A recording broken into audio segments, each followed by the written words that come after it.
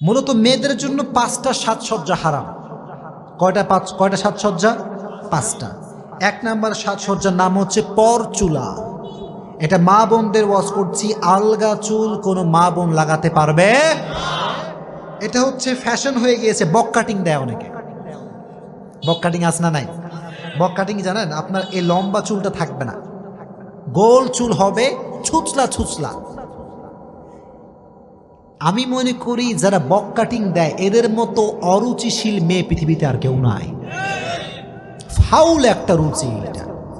একটা মেয়ের সবচেয়ে বড় সৌন্দর্যতা হচ্ছে সে হবে সুখে এসে নিয়ে, তার চুল হবে লম্বা, ঠিক কি না? 1 নম্বর। 2 নম্বর সাজসজ্জা হচ্ছে মেয়েরা কখনোই ব্রু প্লাগ করতে পারবে না। কথা কোন ঠিক কিনা? ব্রু প্লাগ করে এরকম মেয়ে নাই? না, আল্লাহর হাবিব বলেছেন তার উপরে আল্লাহর লানত, তার উপরে আল্লাহর অভিশাপ যে ব্রু প্লাগ করে। নাউজুবিল্লাহ পড়া। মা বোনদেরকে বলছি, কখনো ব্রু যতই যাই হোক না কেন, ব্রু কখনো প্লাগ করা যাবে। 2 নম্বর।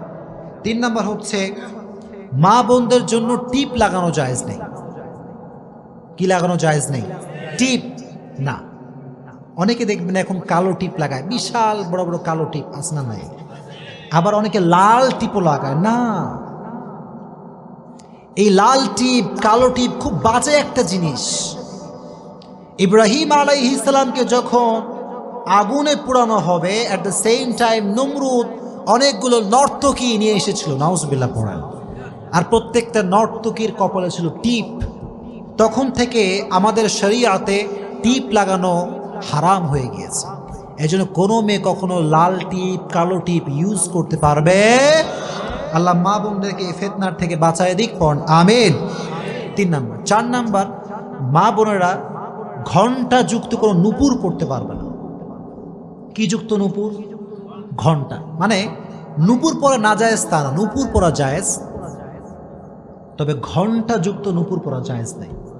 এর ব্যাখ্যাটা আমি বলে দেবো আপনাদের সবাইকে, শুনবেন সবাই। প্রিয় ভাইরা, মনে করেন আমরা এখানে বসে আছি, ফর এক্সাম্পল আমরা সবাই তাফসীর শুনছি, ঠিক কিনা? এখন এখান দিয়ে যদি একটা মেয়ে হেঁটে যায়, পায়ে নূপুর আছে, ঘণ্টা নাই, আপনারা কি কেউ বুঝতে পারবেন? পারবেন না। বুঝেন কথাগুলো? Just try to ponder on this matter, একটু ভাবেন। আর একইভাবে একটা মেয়ে যদি নূপুর পরে আর যদি নূপুরে ঘণ্টা থাকে, সে যাবে আর এলাকাবাসীকে সবাইকে খবর দিবে আমি যাচ্ছি, ঠিক কিনা? তখন যুবকরা বলবে কে আসে রে? হ্যাঁ, ও আচ্ছা, হাই, হ্যালো আপু। আছে না নাই? ফিতনা তৈরি হওয়ার একটা আশঙ্কা আছে না নাই? সো মেয়েরা কখনো ঘণ্টা যুক্ত কোনো নূপুর পড়তে পারবে। আম্মা জান আয়েশা রাদিয়াল্লাহু তাআলা আনহা একজন নারীকে দেখলেন ঘণ্টা যুক্ত নূপুর পড়তে। উনি বললেন আল্লাহর হাবিব বলেছেন কোনো মেয়ে কখনো ঘণ্টা যুক্ত নূপুর পড়তে পারবে। 4 নম্বর। 5 নম্বর হচ্ছে সেই বিষয়টি যেটা আমি বলেছিলাম, কোনো স্ত্রী তার স্বামী ছাড়া কোনো পরপুরুষের সামনে সুগন্ধি ব্যবহার করতে পারবে। জোরে কোন পারবে? এটা খুবই খারাপ একটা জিনিস। কারণ হচ্ছে কোনো মেয়ে যদি কোনো পুরুষকে অ্যাট্রাকটিভ করার জন্য, আকর্ষিত করবার জন্য সুগন্ধি মাখে, আল্লাহর হাবিব বলেছেন জেনা করলে যেই পরিমাণ গুনাহ হয় সেই পরিমাণ গুনাহ তার আমলনামায় জমা হবে। জোরে কোন নাউজুবিল্লাহ। আল্লাহ মা বোনদেরকে এই 5টি সাজসজ্জার থেকে বাঁচায় দিক। জোরে কোন আমিন। বাঁচায় দিক। জোরে কোন আমিন। আর একটা লাস্ট কথা বলে শেষ করতে চাই।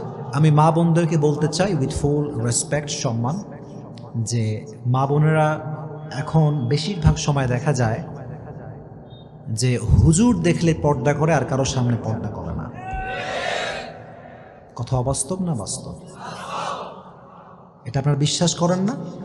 সত্যি, এটা সত্যি ম্যাম। আমি দেখছি নিজের জীবনে কিছু কিছু মা হুজুর দেখলে পর্দা করে, বোনরা হুজুর দেখলে পর্দা করে, আর দেবরের সামনে কয় দেবর সাহেব কেমন আছেন। কথা কোন ঠিক কিনা?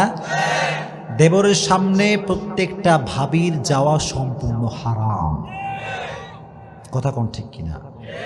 আর স্বামীদেরকে বলছি, স্বামী জাস্ট হাজব্যান্ড, আপনার ছোট ভাই হোক বড় ভাই হোক, এই খুব গুরুত্বপূর্ণ কথা বল, সবাই শুনবেন, সবাই সুরসার নাই, কাটা কথা বলছি।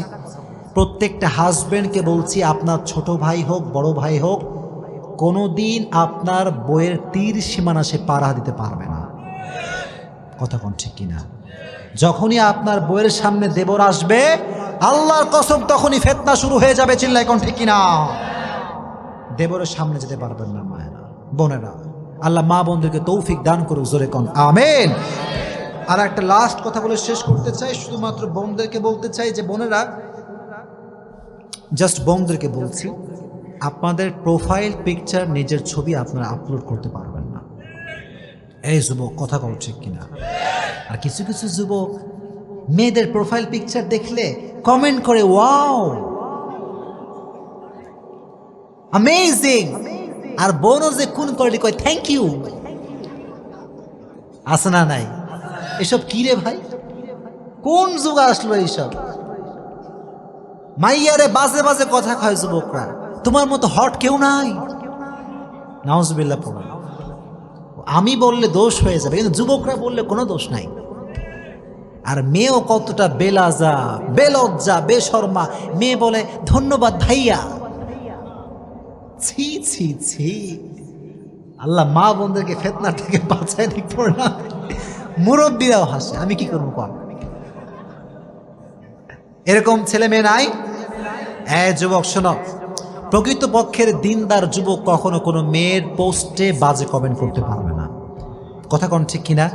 আর আমি ওই সমস্ত বোনদেরকে বলতে চাই, যেই বোনেরা আজকে প্রোফাইল পিকচার নিজের ছবি দিয়ে আপলোড করেন, এই ছবি যে দেখবে তার প্রত্যেকটা গুনাহের ভার আপনার বাপের আমল নামায়ও যাবে, আপনার ভাইয়ের আমল নামায় যাবে। চিল্লাই কোন ঠিক কিনা?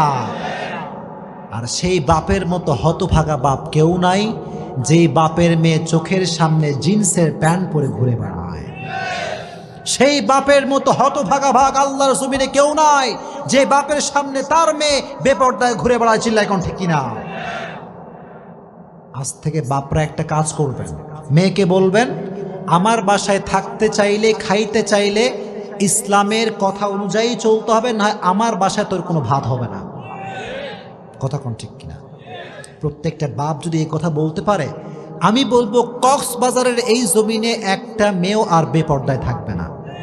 কক্সবাজারের কোনো জমিনে কোনো মেয়ে অশ্লীলভাবে ঘুরতে পারবে না। চিল্লাই কোন ঠিক কিনা?